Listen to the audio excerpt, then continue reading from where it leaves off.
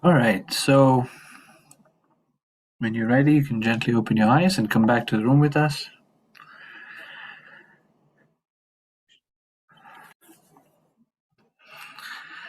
So, before we continue on with chapter 12 of our 18-week marathon to learn about the Bhagavad Gita, by the way, welcome to Kusum.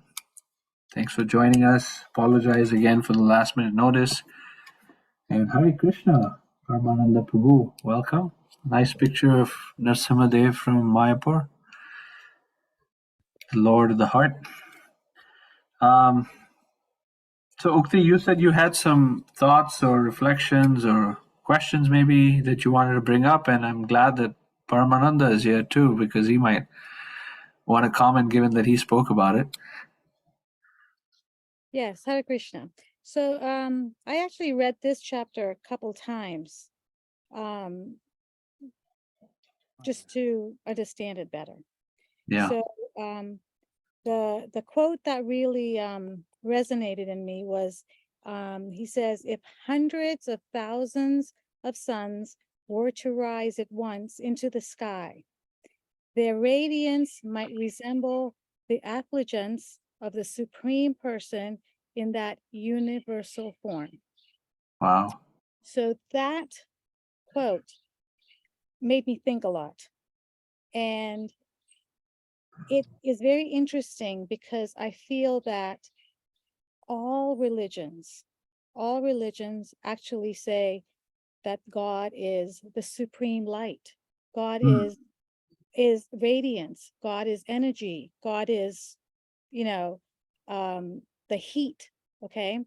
So, because that's the basis of a lot of religions. They always say God is up. Jesus never said I'm God. Jesus said, Muhammad never said I'm God. He said, God is up there. So it got me thinking that if this is how they describe the universal form, then universal means it's for everybody, right? And maybe this is the uniting factor for all religions. Mm. And it was just a thought. And then,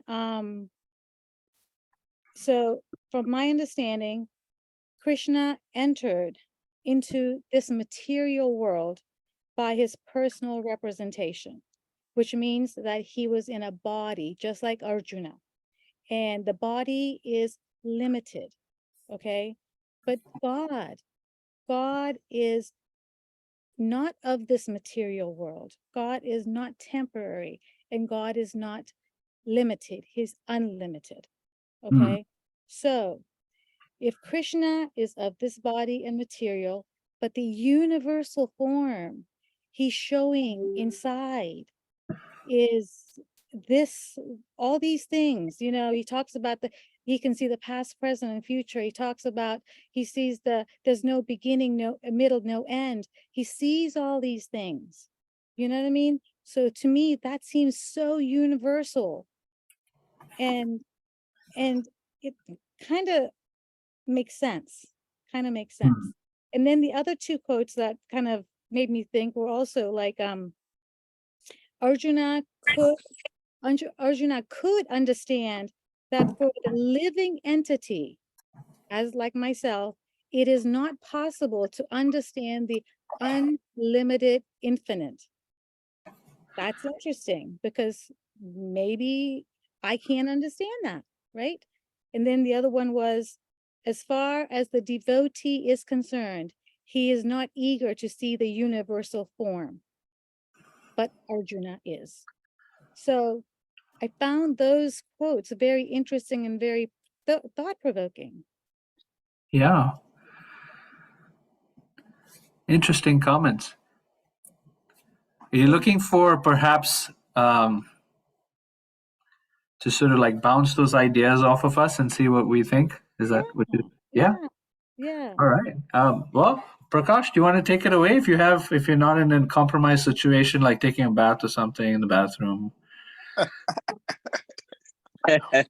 No, I'm headed to office and I'm being chased by Malini not to leave. So why don't you take a shot first and then I'll Okay, we'll save the best for last.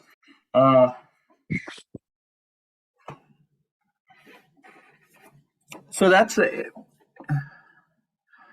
I guess let me just first comment that in universal form is the word universal is differently used in this context. It's not in the same context as we talk about a universal truth that applies everywhere necessarily. Is used in the sense of universal form, meaning it's literally a subtle form. And by the way, I'll tell you the many devotees. Well, back up a little bit. Yesterday was Saturday. So Saturday morning, I gave a talk from the Srimad Bhagavatam from a chapter that was discussing a universal form or the universal form. And there's one devotee who has been studying and giving classes for 25 years. He told me after the class, he said, even till today, as a devotee, I don't understand what the universal form is. It's a very subtle, temporary form of God. The universal form is a form of the universe that is not necessarily perceived as we perceive the universe now. We perceive the universe however we perceive the universe, but the universal form is a subtle and temporary form that is the link between a completely spiritual realm and a material realm. So the state of being between the spiritual person or the spiritual consciousness or spiritual realm and the material realm is this form. It's a universal form. Features of which are part of the features of which are discussed in the 11th chapter of the Bhagavad Gita. So that's one comment. The second thing is the idea that Krishna has the same body as Arjuna is something that Krishna tries to say that's not the case several times in the Gita. I can point you to those verses that you can refer to a little later, but chapter 4, text 6, chapter 9, text 11, Krishna makes this statement that the body that he has or that he manifests in this world is a spiritual body. It's not like Arjuna's. And he tells Arjuna that people misunderstand me to have a material body that's coming from a spiritual light. Krishna says that's a misunderstanding. He uses stronger words, but I'll just say it's a misunderstanding. And then later in the 14th chapter, which we haven't got to yet, at the end of the 14th chapter, Krishna makes this really interesting statement that this universal form, which is bright like hundreds of thousands of suns, has as its source Krishna. So the personal aspect of God with a spiritual body, even though it looks like Arjuna's, with a spiritual body, that's the source of that all-pervasive light.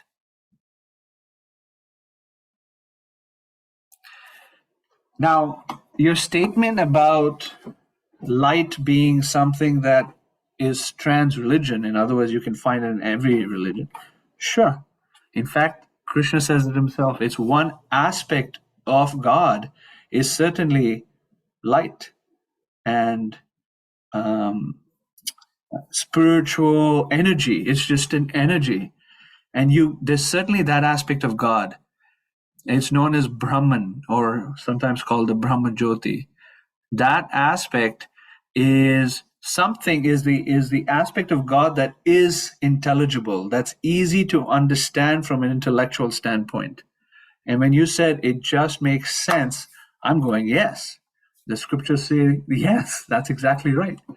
The intelligence will come to the conclusion that everything is spiritual light. And then beyond spirit, what's beyond spiritual light? Some may say nothing. Or the root of all existence, the fountainhead of all existence is that spiritual light.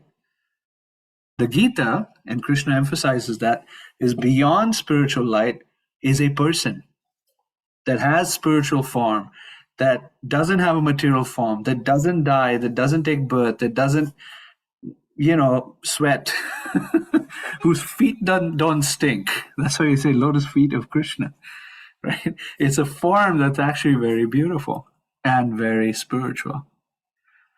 And it's that form that's the source of the light, and it is that form that actually descends into the material realm to now have a conversation with Arjuna. So that's why the end of the 11th chapter makes that conclusion,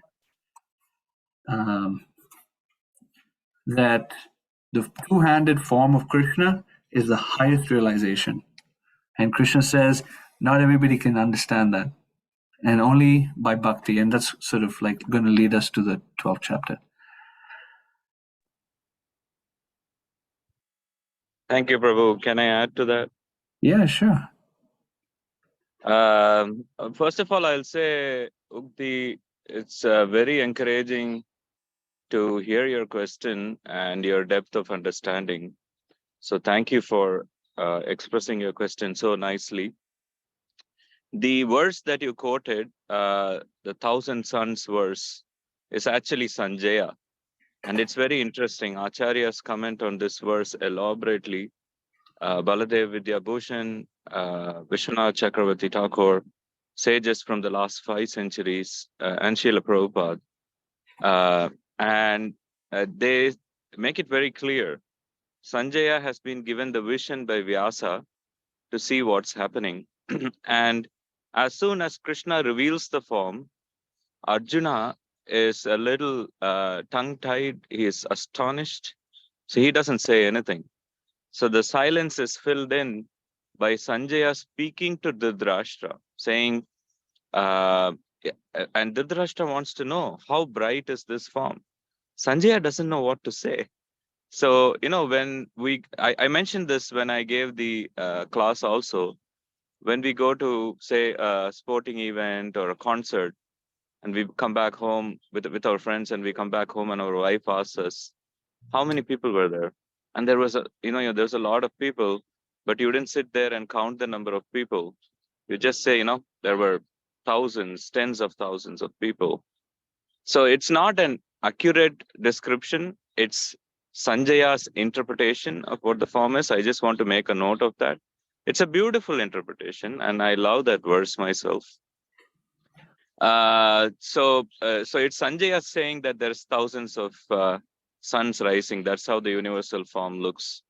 The more literal description of the form comes later on, 3 verses later, in fact, where Arjuna begins to speak, and his astonishment and his awe and reverence comes out. And Arjuna describes the universal form part by part. And like I said, this is a conscious form which gets tied to Arjuna. So when he wants to focus in on the Kala Rupa, the time aspect of the Vishwarupa, the universal cosmic form, it zooms in on the Kala Rupa. And Arjuna calls it Ugra Rupani, very scary part of the cosmic. Not only he, but the Denisians of the celestial planets are also terrified by this form. They are praying. The sages are saying, Swasti, Swasti, let there be peace. So that is a more literal description of the universal form. In terms of the light point that you made, very good point. It is the same. So there are 2 ways to look at the light point. One is 7th chapter of the Bhagavad Gita, where Krishna says, I am the essence of everything. Sutre Mani Gananiva, I am the thread that you cannot see in the pearl necklace that holds everything together. And then he goes on to give examples. He says, I am the light from the sun. I am the heat from fire. And so on. So Krishna is light in that way. But that is one of his material opulences, not his spiritual opulence. Second, one of the realizations of absolute truth is as light, Brahma Jyoti, which is the impersonal realization of absolute truth. So much like you, Shankaracharya, who came around the 6th and 7th century AD. So you have to go back to Vedic history. From about 5th century BC to 5th century AD, there was the prevalence of atheism. So via Buddhism and Jainism, India was the main producer of atheistic thought at that time. And when Shankaracharya came as a theist, his main goal was to consolidate the Vedic dharmas, because Vedic dharmas were broken into so many, and there were so many different schools of thought that Jainism and Buddhism, which are fundamentally atheistic, they became the predominating schools of thought. So he wanted to overcome that situation and re-establish Vedic Dharma. So what he did was he used the same thing you said. He realized that the commonality that he can appeal to people about is at the level of the Brahma Jyoti, even though in terms of realization of absolute truth, the Bhagavan and Paramatma realizations are higher than Brahma Jyoti. Bhagavan means the personal form. Paramatma means the local divinity within the heart. That aspect of Krishna, which is like the judge, always sitting there and waiting for us to turn towards him, like Yamuna Prabhu mentioned at the beginning of the meditation. So what Shankaracharya did was he used the appeal of the Brahma Jyoti as the absolute truth as the basis of his theology, and he consolidated all Vedic dharmas. And by the time Shankara left this planet, his school of thought was the predominating school of thought. Just like today, the rationality of science is the predominating school of thought. When Shankara left, this Brahman light was the predominating school of thought. And he did that specifically because of the same reason you mentioned. That is appealing across religions, across theological concepts. So that's one way to unify, but ultimately, like Yamuna Jivana Prabhu mentioned, the highest realization of truth is absolute truth, is Bhagavan, the personal feature.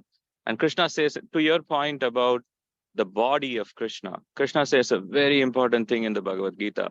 Janma karma chame divyam evam yo veti tatvatah taktva deham punarjanma etimam etiso Arjuna. I forget the last line, but it essentially means that one who understands the reality of my birth and my activities in this world, Krishna, he will never take birth again. And that reality is what Yamuna Prabhu mentioned, which is that reality is his body is not material. His body doesn't go through the 6 degradations that anything with entropy does. His body is aentropic, if you will. It is antimatter. So it is transcendental. It is beyond this material realm. And his activities are also the same. Whether he kills a person or he glorifies a person, the effect that has on the person is the same, which is it is for their best benefit. And realizing that is the essence in some ways of the Vedic Dharma and Bhagavad Gita. I went on for a long time, sorry. Did we confuse you some more, Yukti, or That's actually very wonderful. It was very deep, but very, I mean, it was, I can understand that. My question to you is, so Krishna never had a birth, like he never had a mother give birth to him? Not physically. He wasn't in the womb of the mother, and she wasn't screaming her head out to have him come out of her low part of the body. No, it wasn't like that. Okay. In fact, the way the Bhagavatam discusses his birth, and this is, to a point to understand the transcendental nature of Krishna's birth, is he appeared in the mind of Vasudeva, his father, and then Vasudeva transferred him into, to his mother, and then boom, right there, Krishna appeared in a four-handed form in front of Vasudeva and Devaki as his parents. And when they saw him, they realized that he is appearing as their child. One of the things that they requested is, please, can you not show this four-handed form and kind of, right size yourself or downsize a little bit? So he downsized to little baby Krishna. So because they were in the mood of God, awe-inspiring, and it was blocking their natural mood of affection as parents. There's different relationships one can have with God, and their predominant mood with Krishna was that of being a parent. And so they wanted to serve Krishna as parents, and so they said, please, adjust yourself. Besides, if you were to, your form as it is will really create a ruckus in the jail, because actually he was born in jail, by the way. Krishna's, somewhat in a criminal kind of environment, but he was born in jail. And they said, you need to be less conspicuous. So again, downsize. And so then when he downsized, when he became like a baby form, their affection and their feelings of as parents grew immensely, and they started to deal with him in that way, wanting to protect him and things like that. But wait a second, he's God. He just manifested out of nowhere. So he came down and presented himself as he did for the purpose of drawing out love from his devotees, because love is the highest principle, even beyond peace and liberation, that one can get by connecting with the light. When you connect with the light, you're peaceful and you're liberated. But past that, even beyond that, a more powerful feeling, more powerful emotion is love. And so that's why a personal form of God ultimately is the highest realization. Thank you. Thank you. Yeah. Okay. There's a little bit of detour. Anyone else have a comment or question on chapter 11? It is one of the more complicated chapters for sure. If I may say one very quick thing, Prabhu. For me, maybe it applies to you, Ukti and others, maybe it doesn't. For me, I had very much the same questions, and the acceptance or the faith in the personal form came later. It's the essence is to read and try and sincerely read and hear the Bhagavad Gita again and again till you get to that point. I say that because it has been important to me, so I hope that's helpful. Yeah. And many of us have gone through that journey too. That's how I grew up in my spiritual life as well. For several years, for me, the predominant understanding of God is a spiritual light from which the personal form comes. At the same time, there was an intuitive feeling that there's got to be a person that I'm dealing with here ultimately. So, okay. We'll continue on.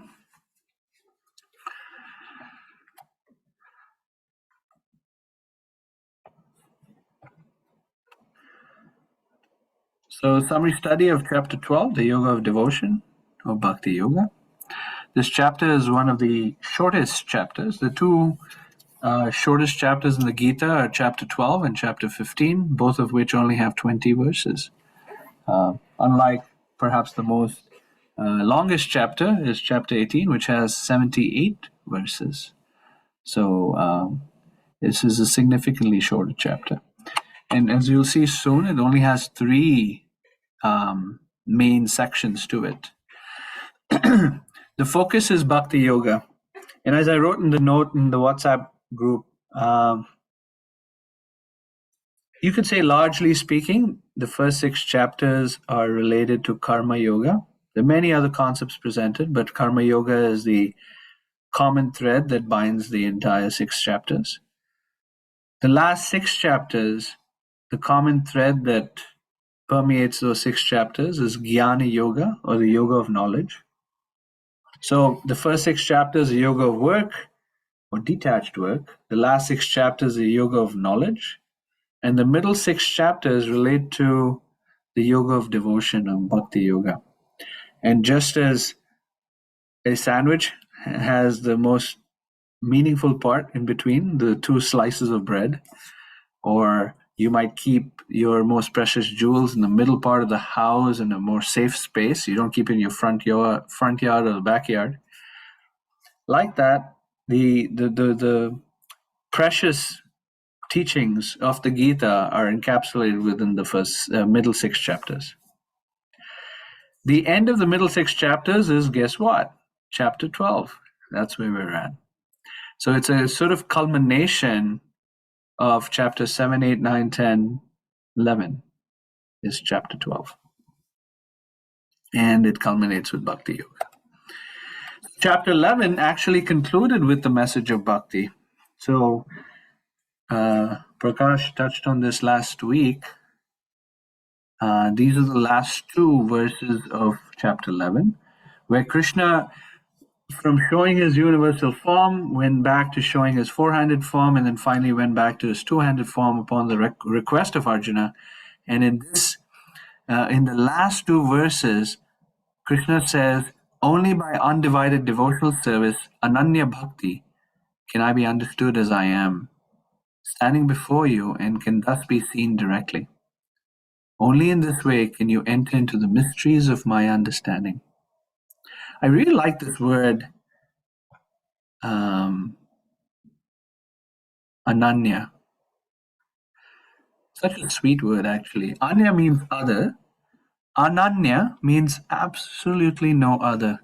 So it's a kind of bhakti that's exclusive. It's a kind of devotion that's truly devotion. And one of our great teachers, Jiva Goswami, explains that when you speak of devotion, when you speak of love, love has to be exclusive.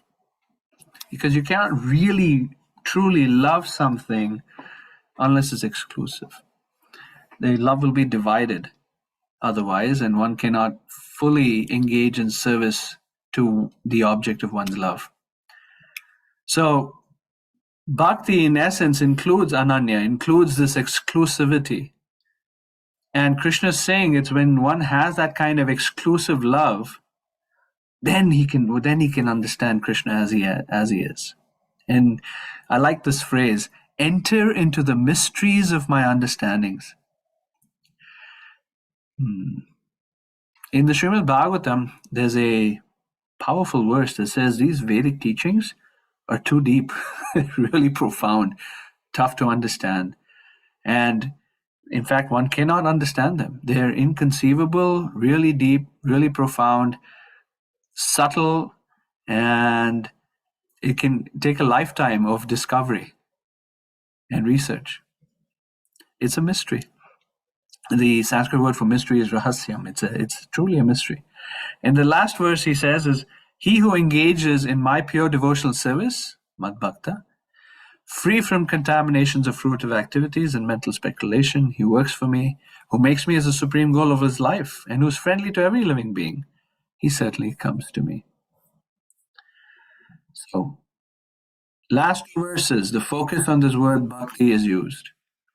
So naturally, Arjuna picks up on that and asks Krishna a question. So he's asking the question, who is better? When he's asking the question, and it's very related to your comment, Ukti, at the beginning, is he's asking the question is, what's the difference between a person who is a worshipper of, let's say, the impersonal light versus a personalist? What do you think, Krishna? Who do you think is better, right? And that's the first section here, from text 2 to 7, is Krishna delineates the difference between personalism and impersonalism. And then text 8 through 12, he talks about the levels of bhakti, or the stages of bhakti. And it's actually a very nice section, because he says, here's the highest goal. If you can't get there, you go to the next level. If you can't start there, go to the next level. If you can't start there, go to the next level. So Krishna makes bhakti actually very accessible, and we'll see. And the last section, perhaps one of the most sweetest sections in the Gita, is from text 13 to 20, where Krishna repeatedly expresses what is it that attracts him. From God's standpoint, what does he value? What does he look at and go, that's awesome? Have we ever considered that question? What does Krishna consider to be awesome? What does Krishna appreciate deeply within his own heart? And so that's the last section of this chapter, from text 13 to text 20. Every verse of that section, Krishna ends with, that kind of person is very dear to me. This kind of person is very dear to me. Every verse. It's quite wonderful.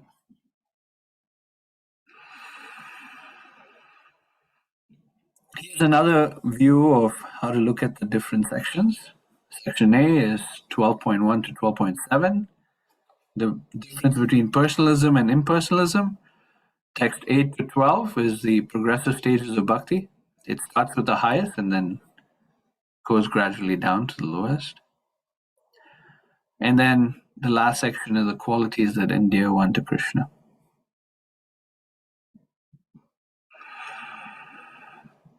All right, so first section, text 1 through text 7. The first two verses, basically, Krishna is saying, one who fixes his mind on him and who worships him with great transcendental faith is more perfect than one who worships the unmanifested, the inconceivable, the impersonable Supreme. And he actually makes a comment that it's tough. If one tries to focus on the impersonal aspect, it's actually tough to make advancement. One does make advancement, Krishna acknowledges that, but it's tough. And then the last two verses, text 6 and 7, Krishna comments that in personal philosophy or the personal path, he himself gets involved. Krishna himself helps the devotee. When approaching it from an impersonal standpoint, one's on their own pretty much. You kind of rely on your own strength. But when you're approaching Krishna in a personal way, then you have the backing of the Supreme Lord with you. It's a tag team working to make progress. It's not an individual effort.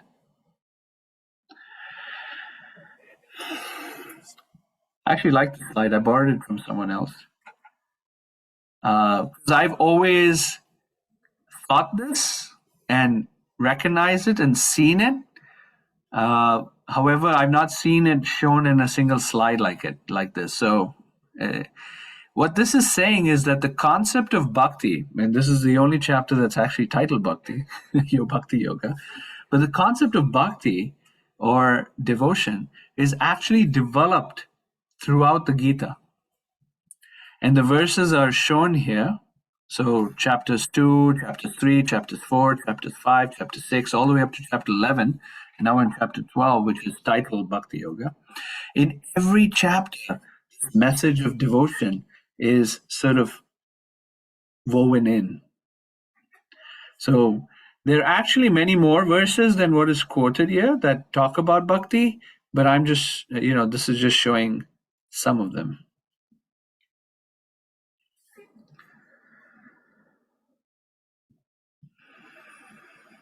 Arjuna's question: which is more perfect, engaging in devotional service or worshippers of the impersonal Brahman? What is more perfect? It's a good question. What should I focus my my worship towards, right? Should I focus on the Brahma Jyoti? Should I worship a light? Should I worship an energy? What should I worship? Versus devotional service. I'm actually engaging in loving service unto a Supreme Being. It's a great question. It actually makes it really clear. And the premise of this is to understand there's actually two classes of the transcendentalists. There's the personalist who engages himself with all energy in the service of the Supreme Lord, and the impersonalist that engages in meditation on impersonal Brahman, the unmanifested. By unmanifested, it means you can't see it. You can't touch it, you can't feel it, you can't, it's just not manifest to us. In fact, you can't even conceive it. One can, to some degree, conceive the personal aspect of God, that he is actually a person. But to conceive that there's a person who doesn't have the same inabilities or the same frailties or weaknesses or features as our own material body, as the persons that we have experience with or come in contact with, that's a little more challenging. And so we get bewildered, and we might bring Krishna down to our understanding what persons are, when in reality, he's beyond it. For example, we might be driven by anger and hate and lust and envy and so forth. However, the Supreme Lord is beyond reproach, and he doesn't have those same driving forces as we might have, as anger or envy or things like that. Rather, his approach, or what he engages in, is ultimate good for everyone, even though it might come out like he's being angry or he's being in a chastising mood or what have you. Krishna's approach is from a very different place of consciousness. So my point being, in some ways, it is easy to see God as a person, or to conceive him as a person, as a manifest person, but to truly understand his personality is deep, and it's mystic, and it's tougher than seeing God as light. And the means to getting there, to being able to understand the features of God as a person, is through devotion. There's a phrase that my spiritual teacher likes to use, and I've loved it. It says, "The inconceivable becomes knowable through the medium of devotion." I'll say it again. The inconceivable becomes knowable through the medium of devotion. All right, so Krishna answers this question. He says the personalists, they are the best, better than the impersonalists. And then so Arjuna might ask, what about the impersonalists? What happened to them? So Krishna says, such persons at last achieve me. So Arjuna says, if achieve you, then what's the difference? The difference is, they have a tough time getting there, which Krishna says in text 5, but he says that they attain only my effulgence, the Brahmajyoti, or they reach the first layer or the first level of understanding God.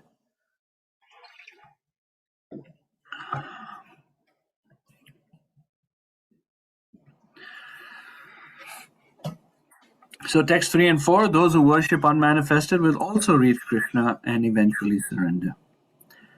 How does one worship the unmanifested? Let's look at this list here.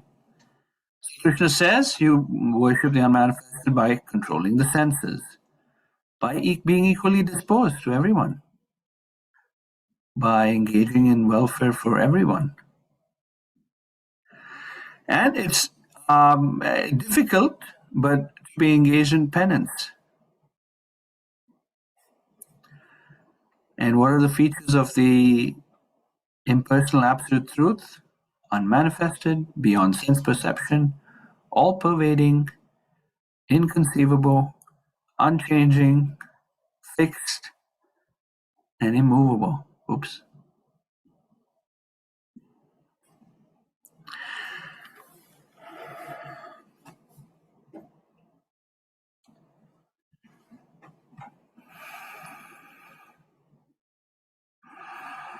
All right, so let's move on to the next text. What does Krishna say? This kind of worship is tough.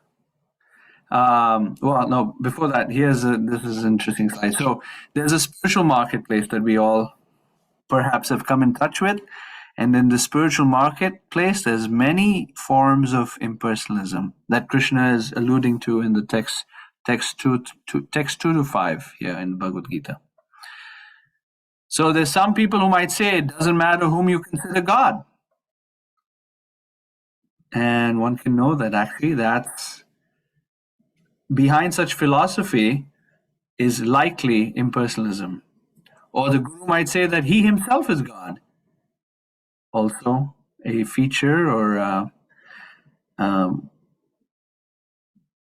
a quick indication, a quick symptom that one is actually approaching an impersonal school of thought.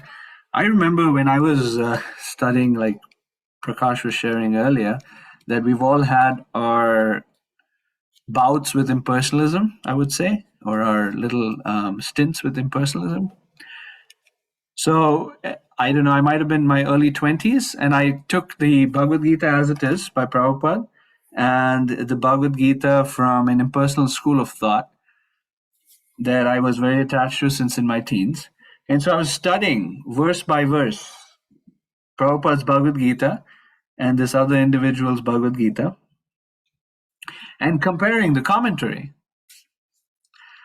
And I did that for some weeks, some months, something like that. And I got to a point where this other Gita, this impersonal Bhagavad Gita, made the comment, in the commentary, it said, God, or let me rephrase, when he said, when man, that's one of us, becomes realized, he becomes God. And then in quick succession, they said that God, when deluded, becomes man. God, when confused or deluded or covered over, becomes man. At that point, I closed the book and gave it as a gift to somebody else because I realized there's something fundamentally flawed in that logic. Because if God became deluded, that means there's something greater than God. That is delusion that made God become man. So then delusion is God, which didn't sit well for me at all. So here we say that man is God. When man says, the Guru says that he is God, that's a indication or a symptom of impersonalism. As a note, most impersonal traditions worship Shiva or Ganesh. Perhaps there's a view that God is there, but the Guru is most important. So if a Guru puts himself in a very prominent, worshipable position more than God, then that's a little off, I would say. If you're told you are God, or everything is one, it may be a form of impersonalism. It may not be, but may be a form of impersonalism. If it teaches more about, general life lessons and not so much about God, it may be a form of impersonalism. Or simply that ultimately God is light or God is love.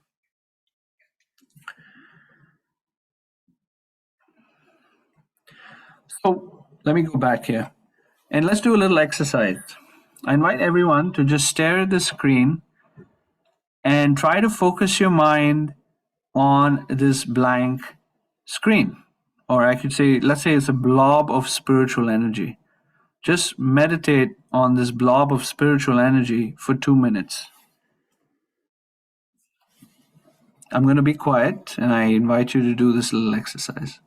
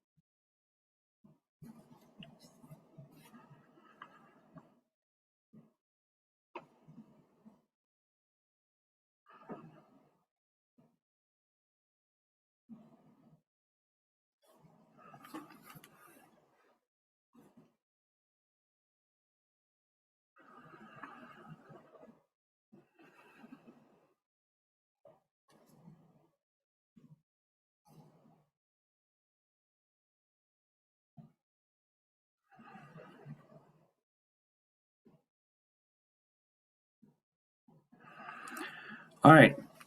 Now I invite you to focus your mind on this form of Krishna, considering that you have a relationship with him, a relationship of love, a relationship of service, of humble service unto him. And just focus your mind on this relationship that you might have with him. Again, I'll give us about a minute.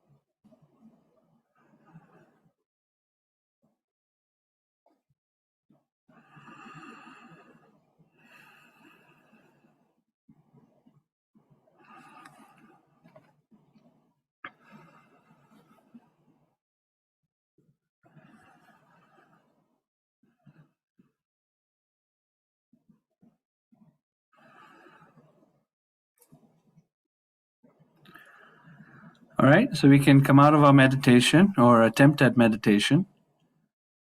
And I'm going to share with you this verse that Krishna says in text 5. It's actually quite an important verse. It says, Klesho dikitastesham avyakta sakta chetasam avyakta hi gatir dukkham dehavadbhiravapyate. Which says, for those whose minds are attached to the unmanifested, impersonal feature of the Supreme, advancement is very troublesome. And my intention with trying to do this quick meditation, that to focus on something that's blank, that doesn't necessarily have personality, is more challenging. I hope my experiment was successful. I don't know if it was or not. But here we see this word klesha. Klesha means challenges or difficulties or miseries.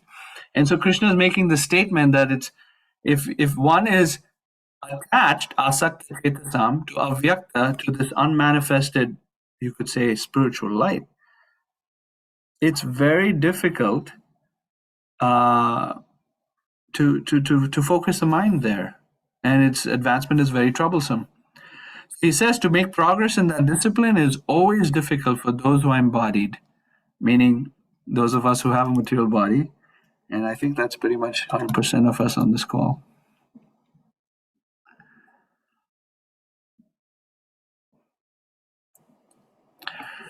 So, therefore, in the tradition of Bhakti Yoga, something that's very prominent, as you will see in many temples, is the feature of deity worship, or worshipping the deity form of God.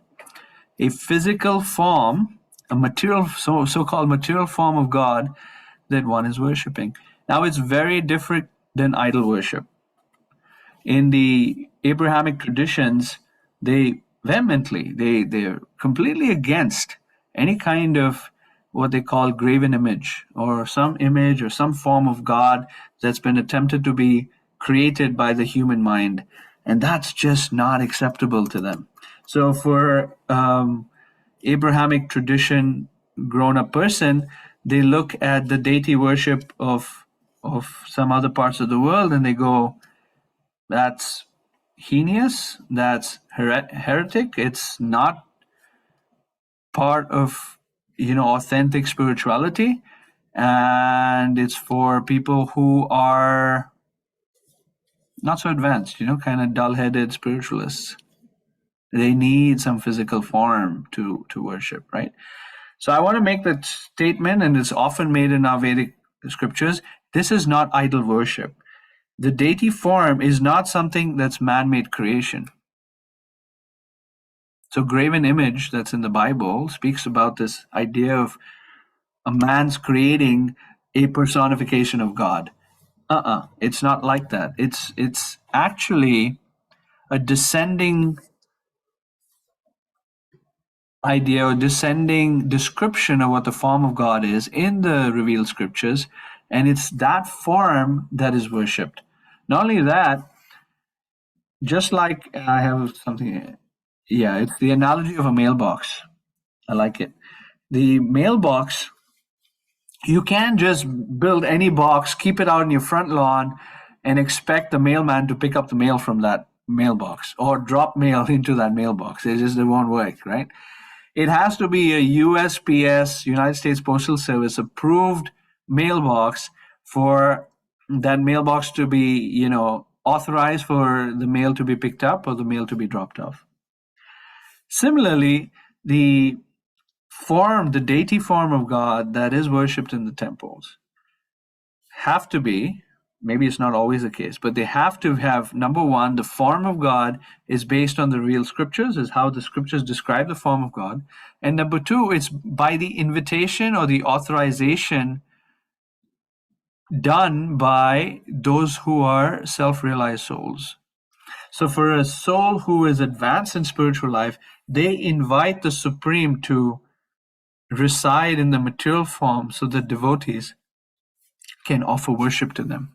And so it goes through this entire process of what's called prana pratishtha, or the installation or the invitation of the prana, of the life energy of God into the deity form.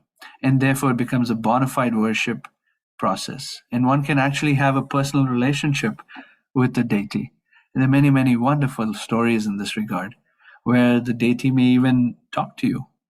The deity may even eat the food you offer, like physically eat the food, and so many things.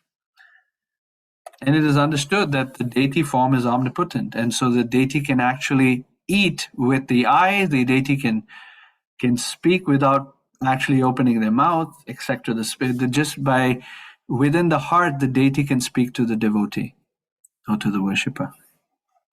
Anyway, this is not intended to be a workshop on deity worship, but it's just to mention that it's a lot easier to focus and meditate on God as a person in the form of a deity than it is to meditate on something that's unmanifest. It's not something that we can perceive or see or interact with.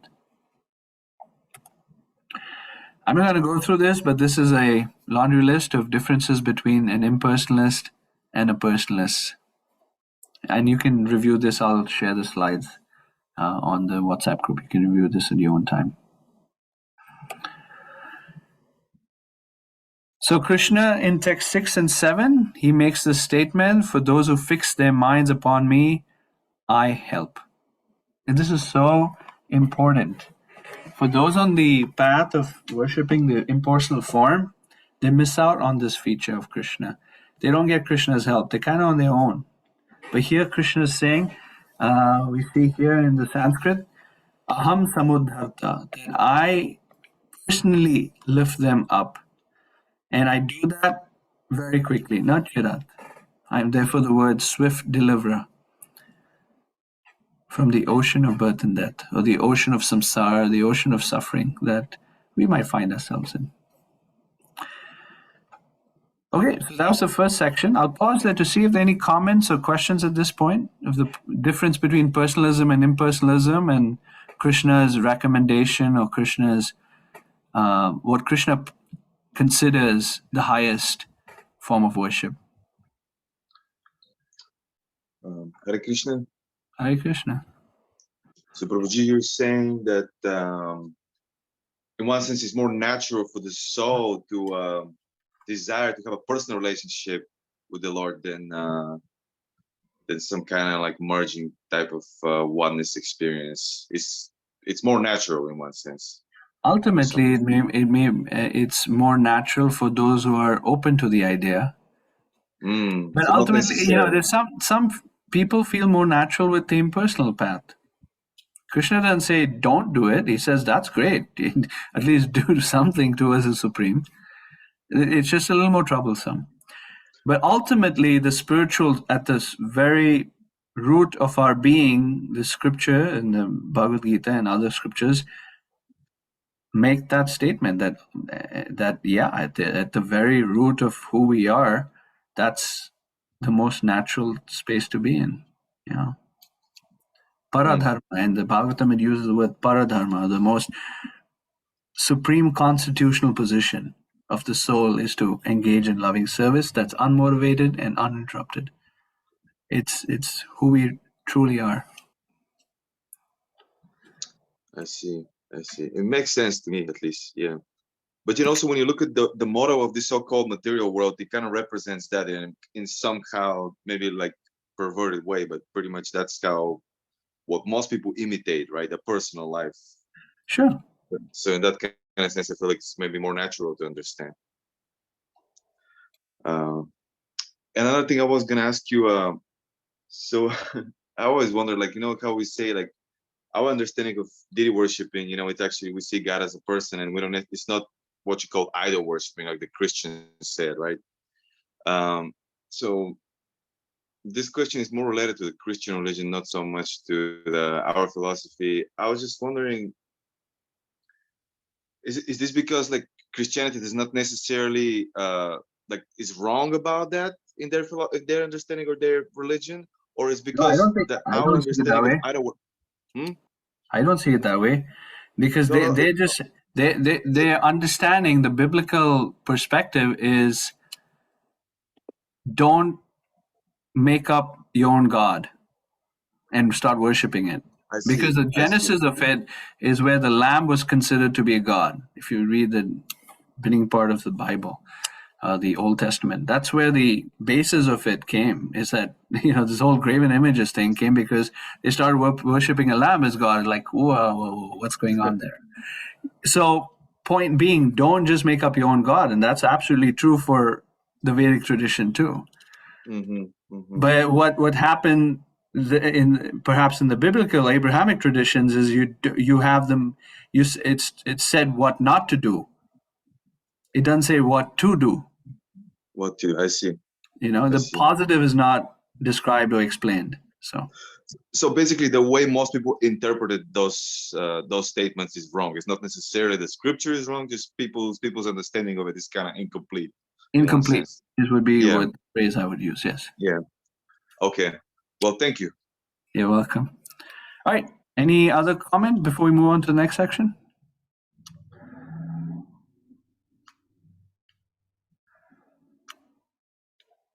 All right. Moving on.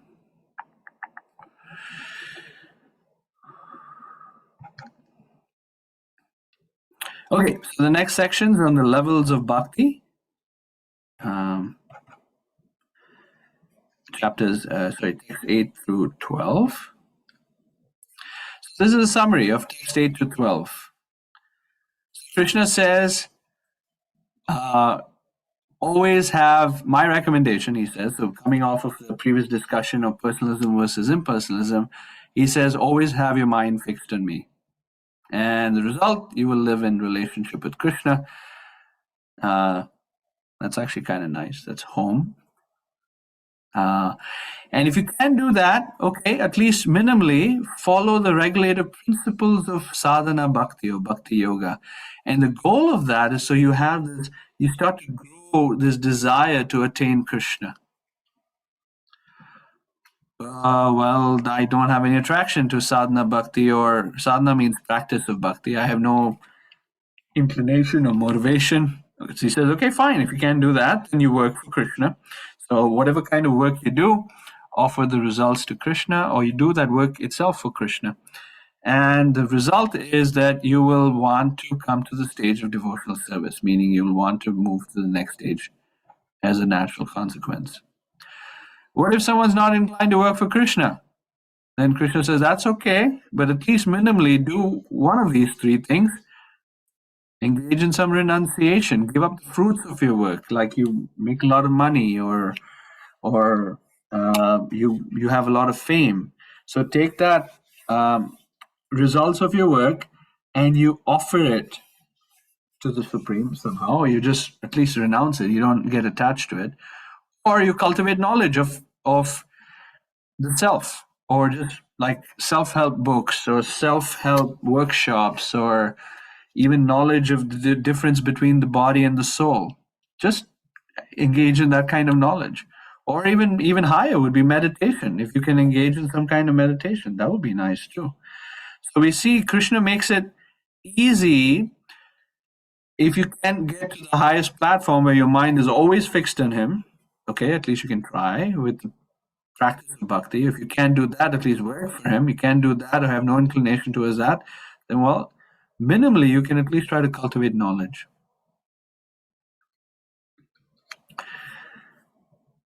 So we quickly go through this section. So the text 8, Krishna is saying, fix your mind upon me and engage all your intelligence in me, and the result is that you will benefit. You'll always live in me. We already talked about that. What does living in Krishna mean? It means that you engage in service, and through that service, you gain transcendental realization. You realize who you are. You realize who is God. You realize the relationship between the soul and God. It's something that awakens as a natural course, just as a tree will naturally grow and sprout. For one who engages in bhakti yoga and does so with faith and over some period of time, these realizations start to awaken. How do you fix your mind in Krishna? We can chant the holy name and take Krishna prasadam, which is you only eat that which has been offered to Krishna. And in this way, you're sort of living in Krishna. You're using the tongue to speak about Krishna, you're using the tongue to chant Krishna's name, and then whatever you consume, whatever food you eat is also Krishna. And so that's living in Krishna. So if you can't do that, then what do? You follow the regular principles of Bhakti Yoga. I'm going to skip really quickly here to how to follow the regular principles of devotional service. Anyone can do this, by the way. And here are some ways to practice, to develop a desire to attain Krishna through the guidance, having a guidance of a guru or a teacher, to rise early, to have a sacred space in one home. It could be a temple or an altar or something like that. You enter the temple or altar and you offer prayers in the morning by chanting the holy name, by offering some flowers to the deities, or you have a picture of deities or something. Some kind of altar is nice, where you can offer flowers, you can cook for the deities, you can honor or you can eat or consume the food that's been offered to God, and hearing and discussing the Bhagavad Gita and Srimad Bhagavatam with other devotees. So this is a way to follow the regulative principles of sadhana bhakti or devotional service in practice. Okay, if you can't do that, well, work for Krishna. What does that look like? Well, I mean, you could do accounts for a spiritual organization for Krishna. You can do accounting work, you can build a temple, you can fix the electric panel. I was just at the temple earlier today, and suddenly half of the temple lost its lights. And so because I'm an electrical engineer, I knew exactly where to go and help turn on the, help turn the lights back on. So working for Krishna in some way, we have some intelligence, we have some gift that Krishna might have given us. Drive, maybe go shopping for Krishna, go shopping for devotees or something like that. Some kind of work for Krishna. That's text 10. So if you can't work for Krishna, you don't have any inclination to do so, then just try to renounce, give up the results of your work and be self-situated.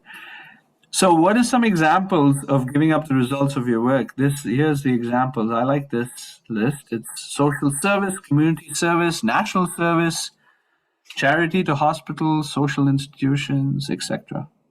So you're sacrificing your time, you're sacrificing your hard-earned money, and this will help at least move closer towards ultimately Bhakti Yoga in its purest form. What if you don't want to do any of that? If you cannot work for Krishna, then Krishna says at least cultivate knowledge. We talked about this earlier. Higher than knowledge is meditation. Higher than meditation is renouncing your fruits of work. And then you actually attain some peace of mind by being detached. So that's the section of between 8 and 12. Any comments or questions on these levels of bhakti?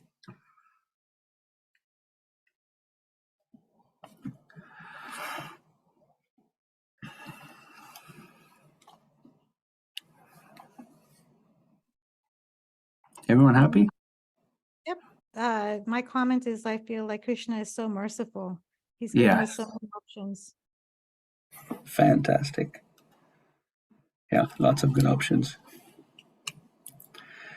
And it's the kindness of Krishna. You see, throughout the Bhagavad Gita, Krishna he's not a slave driver. He's just not. Even at the end, when Arjuna says, I'm kind of like pretty clear what I want to do, Krishna says, deliberate over everything I've told you so far. And if you have any question, I will repeat everything again if you need it. And then you make the decision what you want to do.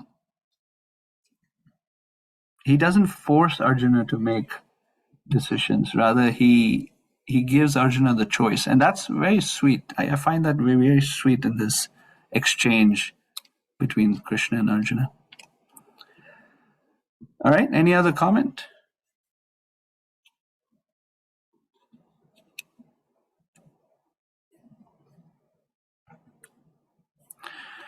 Okay, we'll conclude with the last section here, the qualities of a devotee. What is it that attracts Krishna's heart? What is it that God likes? Does he like pizza? Does he like samosas? Does he like falafels? Like what does Krishna like? What's his palate? So here's what Krishna says. I'm going to recite the verse. Adveshta sarva bhutanam maitra karuna evacha nirmamo nirahamkara samadukha sukha kshami santushta satatam yogi yatatma dridhanishchaya Mai arpita mano buddhi yo mad bhakta same priya. So the last phrase is yo mad bhakta same priya. Yaha mad bhakta. That devotee is very dear to me. Who is that devotee? Who exhibits. Here we see a nice picture of Krishna embracing one of his devotees named Gopakumar. It's a story from a very wonderful book, which I won't get into. But here we see these qualities. What is it that Krishna likes? The very first quality he talks about is adveshta, non-envious, kind to everyone. That's even to his enemy. And we'll see this a little bit more later. Santushta, someone who's satisfied with whatever comes by the Lord's grace, and he does not over-endeavor to achieve something.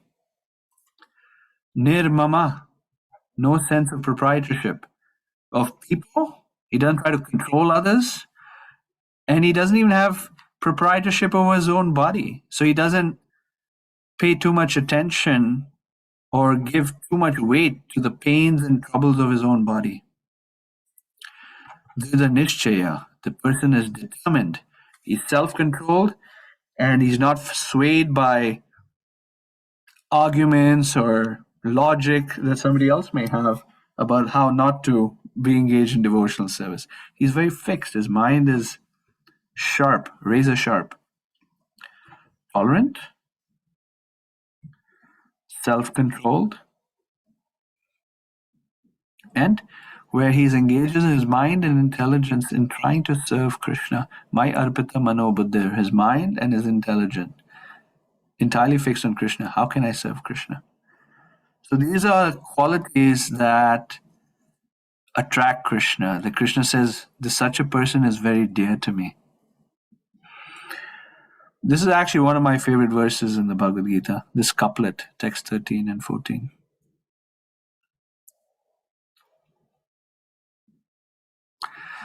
So let me go back here to this.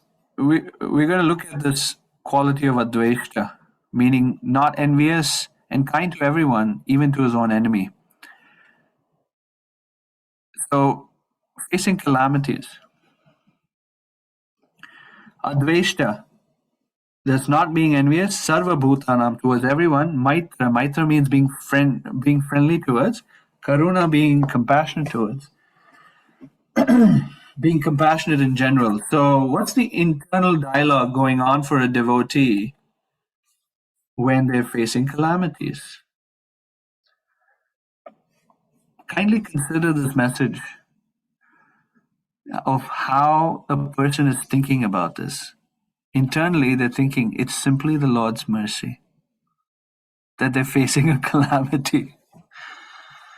Most people might say, why is God putting me through this?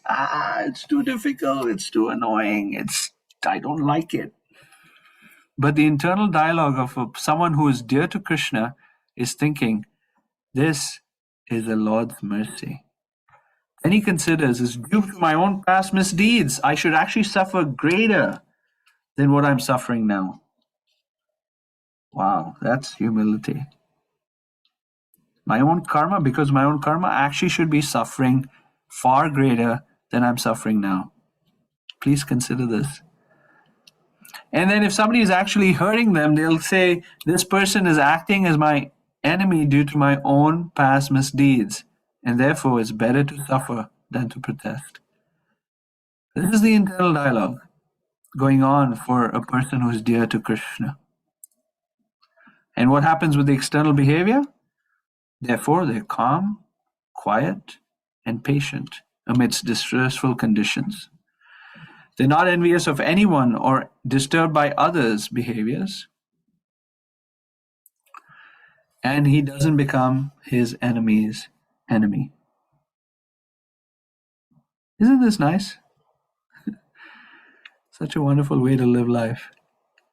Happy way to live life. Because we're all going to face calamity sometime. So this verse and purport in the Bhagavad Gita can give us tremendous amount of inspiration and guidance and direction when dealing with a calamity.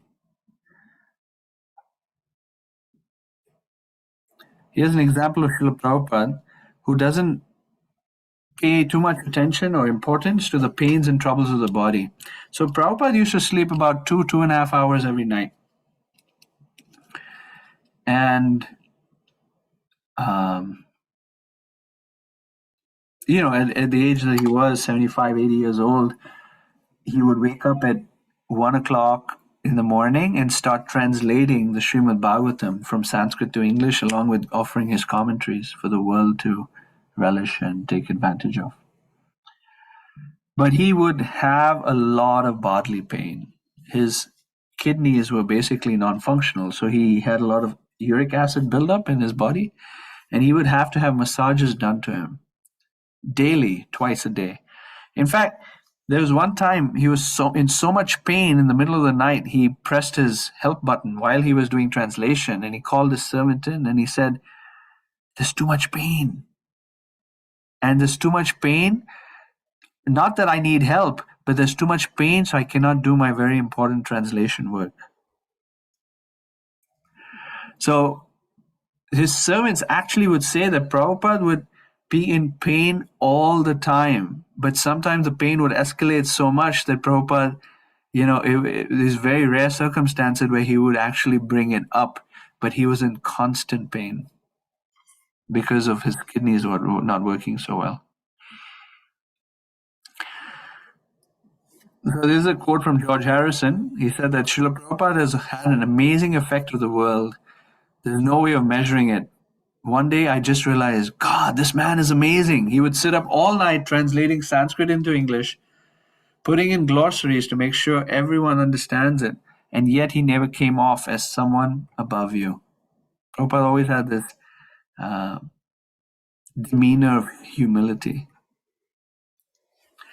So the next verse, it says, I've quoted it here, he by whom no one is put into difficulty and who is not disturbed by anyone, who is equipoised in happiness and distress, fear and anxiety, is very dear to me. So what I'm showing here is pictures of a saint by the name Haridas Thakur, who really took shelter of Krishna's holy name. He was known as the Namacharya, or someone who was very dedicated and loved chanting the holy name of the Lord. What's so wonderful of one of the stories, it's so wonderful, it's so many wonderful stories. But here on the left side, Sorry, go to the right side. On the right side, we see him being interviewed by the king of the land, being questioned because he was of Muslim descent. And as a Muslim, he was practicing what was being considered as a Hindu faith. And so the king, who was Muslim, was chastising him and saying, actually put him in jail. Why are you doing this? You shouldn't be chanting the Hare Krishna mantra. And Haridas Thakur, being a completely grounded, self-realized person, he said, hey, I am just doing what my soul wants to do. There's nothing you can do to stop it. Even if you cut me into a million pieces, I can't stop chanting. The king got really offended. He said, guards, beat this man to death, and until he dies, don't come back. And so they, on the left side, we see the beating of Haridas Thakur. He was beaten in 22 different marketplaces and he still didn't die. And the guards were tired and they were so upset. They're like, come on, man, you're still alive. And then Haridas Thakur said, oh, my being alive is troubling you and disturbing you? Very well. So he just closed his eyes and stopped breathing, and they declared him dead and threw him into a river. And so he, in his mind, he was also praying for the benefit of these people who were trying to mutilate him. Of course, then Haridas Thakur was thrown in the river, then he floated downstream and then came back out, and he was fine. But the point being is, even in the condition of being beaten by people and knowing by not dying, he was causing them difficulty, he didn't want to do that. Even in that condition, he didn't want to cause difficulty to somebody else. That's just absolutely, a very high stage of spiritual realization. Anyway, some more qualities are given here. He is neutral, not dependent on ordinary course of activity. He's pure, expert, free from care, free from all distress, and not striving for some fruit. So detachment, another feature. So these are all qualities that attract Krishna, that Krishna says very dear to people who are very dear to him.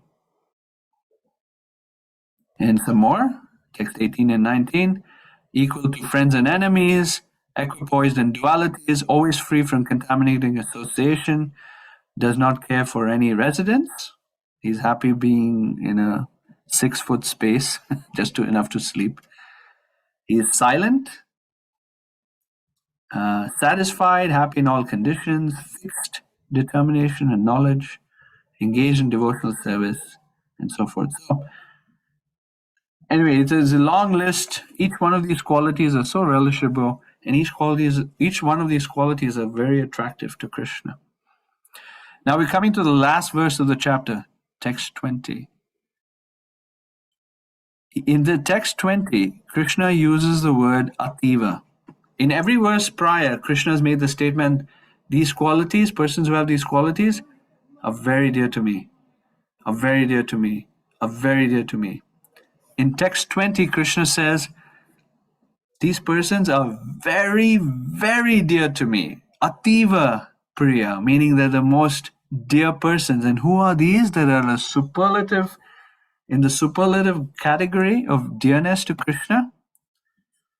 One who follows the path of bhakti, someone who is sincerely following the path of bhakti. They may or may not have the qualities, but they're sincerely following the path of bhakti, making Krishna as the goal of their life. Krishna says those persons, whether they have the qualities or not have the qualities yet, for me, they're the most dear. So if I were to summarize a single word to say that which pleases God, pleases Krishna, is sincerity. That's a single quality that is attractive to Krishna. So that's the end of the chapter. These are the 3 sections we talked about. Personalism versus impersonalism, the various levels of bhakti, and then finally the qualities of a devotee. I'll pause there to see if there are any comments or questions in general about this chapter.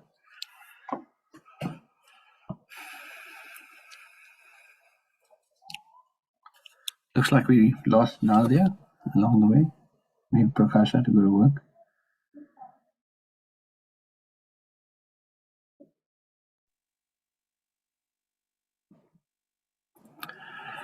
What are some reflections? What are some things you're taking with you?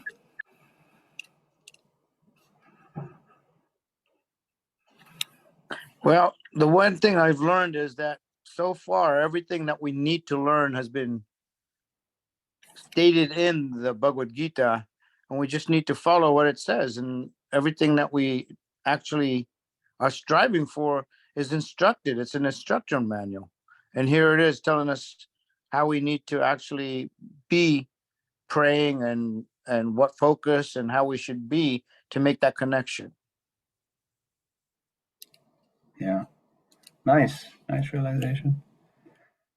Thank you for sharing that, Nilesh. Yep. Anyone else would like to share a takeaway?